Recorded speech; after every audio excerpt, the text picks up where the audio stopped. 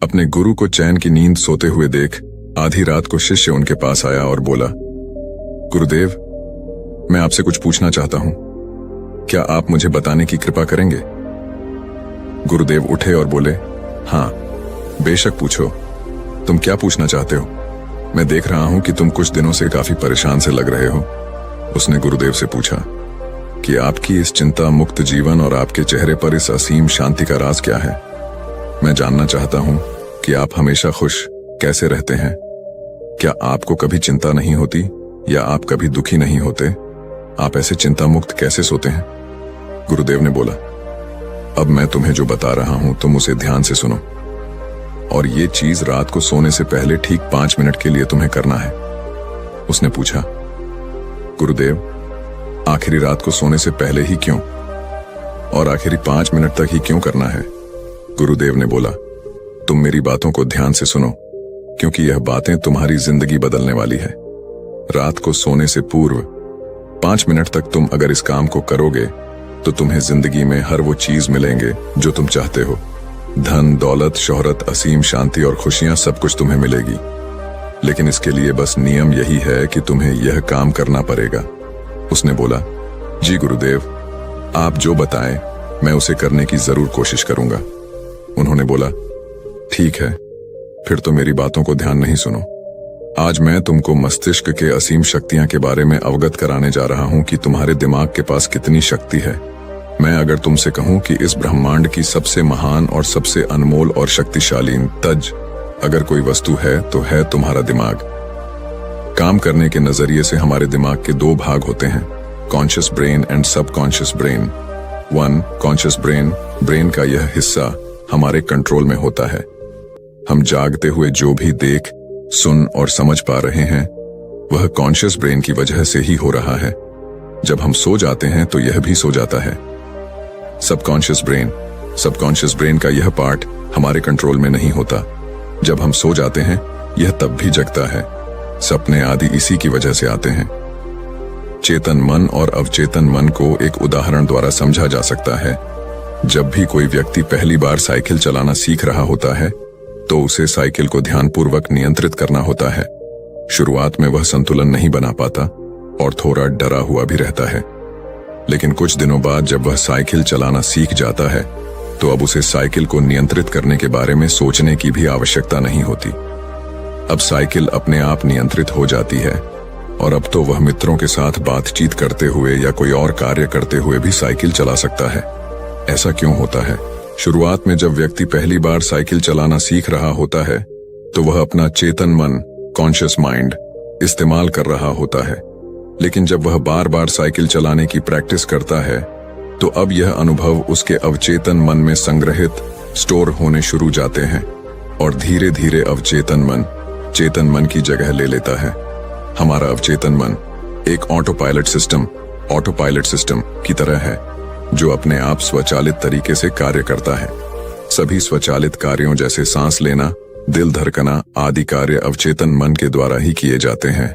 हमारी आदतें एवं रोजमर्रा के सभी कार्यों में अवचेतन मन का महत्वपूर्ण योगदान होता है। हमारे हर एक विचार का हमारे अवचेतन मन पर महत्वपूर्ण प्रभाव पड़ डलता है। या ये कह सकते हैं कि हम जो कुछ भी सोचते हैं या करते हैं उससे हमारे अवचेतन मन की प्रोग्रामिंग होती जाती है और फिर बाद में धीरे धीरे अवचेतन मन उस कार्य को नियंत्रित करने लगता है।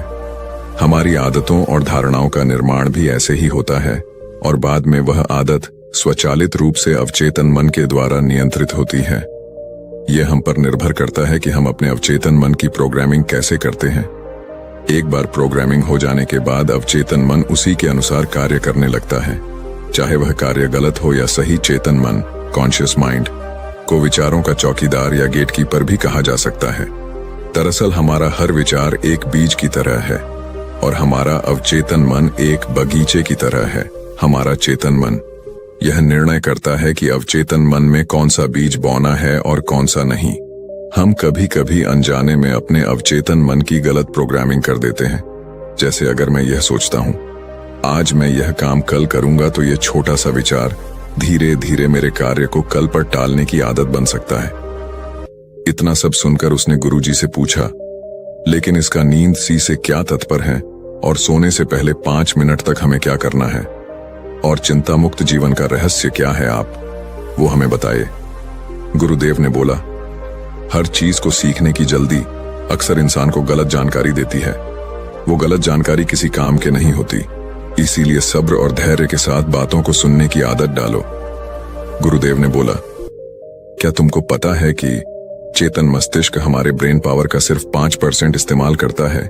यही दूसरी तरफ आपकी फीलिंग, हैप्पी, बिलीव, सिस्टम, यादें, अनुभव और भी बहुत सारी चीज जो स्वतः चलती है, जैसे सांस लेना, देखना, पल के झुकना, हृदय की धड़कन महसूस करना, ये सभी चीज आपका सबकॉन्शियस मन कंट्रोल करता है।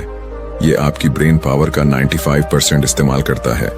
आपके अवचेतन मस्तिष्क की प्रोसेसिंग पावर लगभग 40 मिलियन बिट्स पर सेकंड होता है, यानी कि सबकॉन्शियस मन से लाखों गुना ज्यादा है। सबकॉन्शियस मन के पास इतनी क्षमता है कि ब्रह्मांड की अनंत संभावनाओं को बड़ी आसानी से सच कर सकता है। जिंदगी में एक बात हमेशा याद रखो, तुम जो भी हो, जैसे भी हो, तो अपनी सोच की वजह से हो।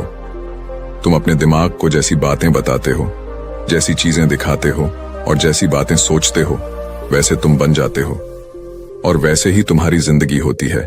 और इन्हीं वजहों से सुख, दुख और तुम्हारे मन का सुकून, शांति, सब कुछ मिलता है और सब कुछ खो भी जाता है।